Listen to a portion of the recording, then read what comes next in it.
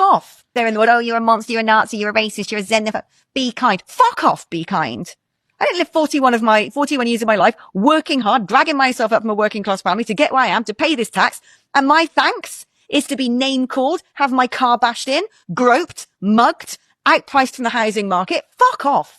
That's how I feel. That's how a lot of people out there are feeling. I've had enough of hearing the word racist and racism, because whenever you get a celebrity in a Prada dress and a Gucci handbag banging on about racism, they are the ones joining with a cultish, fascistic, censorial word being used to create a force field around people who really do horrible things.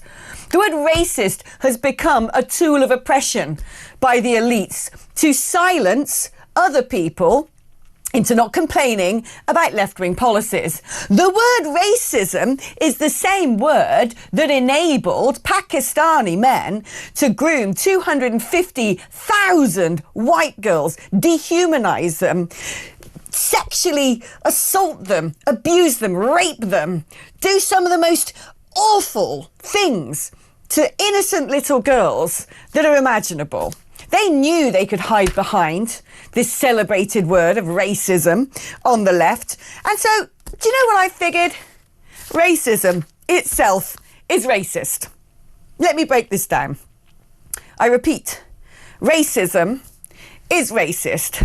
Let's talk about slavery, shall we? Because this is constantly used as the stick by which to bash the West. Things that happened 500 years ago, and yet there is slavery today, isn't there? Oh, there's plenty of it. It's thriving. Where are the complaints about that? Well, according to the Global Slavery Index, the countries where slavery is most prevalent are places like North Korea, Eritrea, Saudi Arabia, Turkey, Tajikistan, United Arab Emirates, Afghanistan, Kuwait. Where is it least prevalent? Oh, look! Basically, the entire top 10 of countries that don't have slavery are Western, white, European countries. Switzerland, Norway, Germany, Netherlands, Sweden, Denmark, Belgium, Ireland, Finland. And, according to the same Global Slavery Index, do you know which country is doing the most to address slavery? The United Kingdom. So perhaps concern yourself with that before you start banging on about things that happened 5 years ago. Alex Phillips has just delivered an absolutely epic warning to the Labour leader after he once again tried to smear ordinary, patriotic Brits as racists, and she did not hold back. Alex Phillips didn't mince her words, she didn't tiptoe around the issue, and she certainly didn't apologise. In fact, she effectively told the Starmer camp to F off, and honestly, a lot of people out there are cheering her on. In a moment I'm going to show you the full clip, so make sure you're subscribed to the channel right now, so you don't miss it, and so you can support independent political commentary like this. Watch this. This is a speech that was made decades ago, frankly and led to violence in our streets. There were racist murders that took place. It had consequences. He was kicked out of the party. We can find parallels all the time. And something someone says today and something someone may or may not have said before, and whether or not that was intentional. I just think it's a huge distraction technique, and it adds to what has compacted the whole conversation over immigration. Calling racism a distraction tactic is highly offensive. Hold on, I'm not saying racism distraction tactic. No, Zara, what I'm saying is racist. What I'm saying, it's not racist. How is the language racist? So saying migrants. The word migrant is racist. No, migrants are strangers in a society. We are becoming an island. But why is that racist? Explain to me what about that is hateful about somebody's colour of skin. Now let's set the scene. For years, many ordinary Brits who care about borders, culture, free speech, and national sovereignty have been lazily branded as racists. It's become the go-to insult whenever people step out of line with the approved narrative. Instead of engaging with concerns, the political establishment reaches for the same old label and hopes that shuts everyone up. Keir Starmer's Labour has leaned into this tactic repeatedly, and it's backfiring badly. Alex Phillips, never one to sugarcoat her views, called this out head-on. Her message was simple and sharp. Stop demonising people who love their country. Loving Britain does not automatically make someone hateful, and suggesting it does is not only dishonest, it's dangerous. When politicians casually throw around accusations like racist, they cheapen the word and divide the country even further. What makes this moment hit so hard is the tone. Alex Phillips didn't sound like a career politician reading from a focus group script. She sounded like someone fed up with being talked down to. Her warning to Starmer wasn't polite Westminster theatre. It was raw frustration, the kind a lot of voters feel but rarely see expressed so bluntly on a public stage. This is where Starmer's problem really shows. He presents himself as sensible, responsible, and above the chaos, yet his party keeps falling back on moral lecturing. Instead of asking why so many people feel ignored or dismissed, Labour often chooses to shame them. That might play well with certain activist circles, but it doesn't wash with people struggling with crime, immigration pressures, or the cost of living. Alex Phillips tapped into that anger and gave it a voice.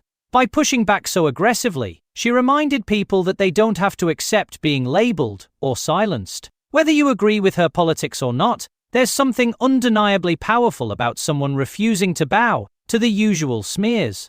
And let's be honest, this is exactly why figures like Phillips gain traction. While establishment politicians argue over language and optics, she goes straight for the jugular. Her message was essentially, stop insulting the public and start listening to them. If you keep calling Patriots racists, don't be surprised when they stop listening to you altogether.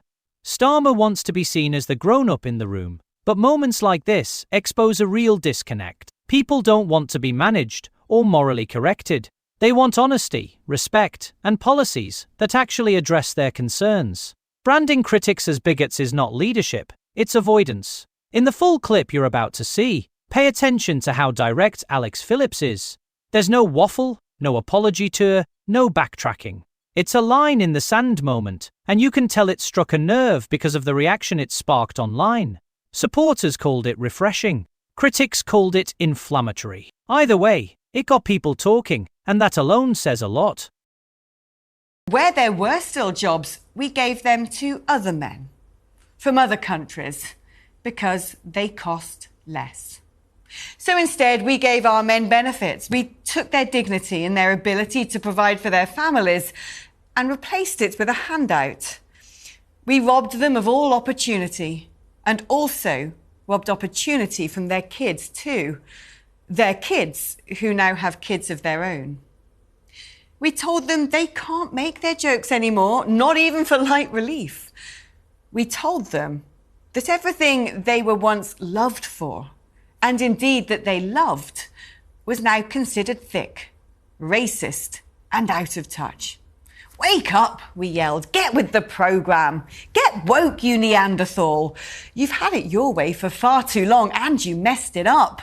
It's only right that you are now punished. Your relatives enslaved us. You're a patriarchal beast. You fragile, overprivileged moron. When they now turn on the television, they don't see people like them. The songs they once sang are now cancelled. Nobody like them writes songs anymore. Well, nobody that would get a recording contract. We called them lazy after they had to make a humiliatingly necessary calculation that to provide for their family, maybe even give their loved ones a holiday from their shithole neighbourhood, it was better to not work and claim benefits instead. When they tried to tell us how much they were hurting, how they felt overlooked, using the only words that they had, we called them racist. They didn't get the latest memo from the overpaid London PR consultant about what language was acceptable and which viewpoint was allowed to be held, how to work the ever-changing system to fit in. Of course, they're slow learners, and they also don't have protected status. They're monsters. So they tried at the ballot box to change things. 3 times they voted Conservative because they promised to cut immigration. They backed Brexit because that would put them first for a change. They saw that those in charge who hadn't been listening for decades were finally made to listen. And oh, did they listen. They then did everything in their power to bully and to shame, to silence the voices of those men, to frame them as a threat, to intimidate them and censor them. And so day after day, night after night, they watched their towns change irreparably. They watched people from other countries being given houses and doctor's appointments, so surely it must be their turn next. Surely. These other people were showered with the loving glow of just being wanted. Yes, wanted. But also actively cheered for. Refugees welcome. Black Lives Matter. Who are these people? They didn't get a chance to get to know them because those people didn't learn English. They couldn't find them at the pub, but it must be their fault because they didn't welcome them enough. They didn't understand them enough. That's right, it's because they must be racist. They then saw members of those communities complain still and witnessed superhuman efforts made by people in power to listen to them. And yet, some of them still riot when they don't get their own way. Some of them commit crimes, but when they do, it's not their fault. They just need to be better understood. Those people have been through things that none of us can relate to. They're disenfranchised. They have mental health issues. And it's probably your fault, you lazy, white racist. That, dear friends, that is the story of working class England. And I hope you enjoyed it. You know, some might call it a lived experience, but for those in it, it's an experience barely worth living. So now I want to hear from you. Do you think Alex Phillips was right to come out swinging like this? Or do you think the language went too far? Is Keir Starmer out of touch when it comes to ordinary British patriots? Or is this just another political shouting match? Drop your thoughts in the comments below, because this debate isn't going away anytime soon. If you enjoyed this breakdown and you want to see more clips, commentary and straight-talking political banter, don't forget to like the video and subscribe to the channel. Make sure you're subscribed so you don't miss what's coming next, and share this with anyone who needs to see the full clip and decide for themselves.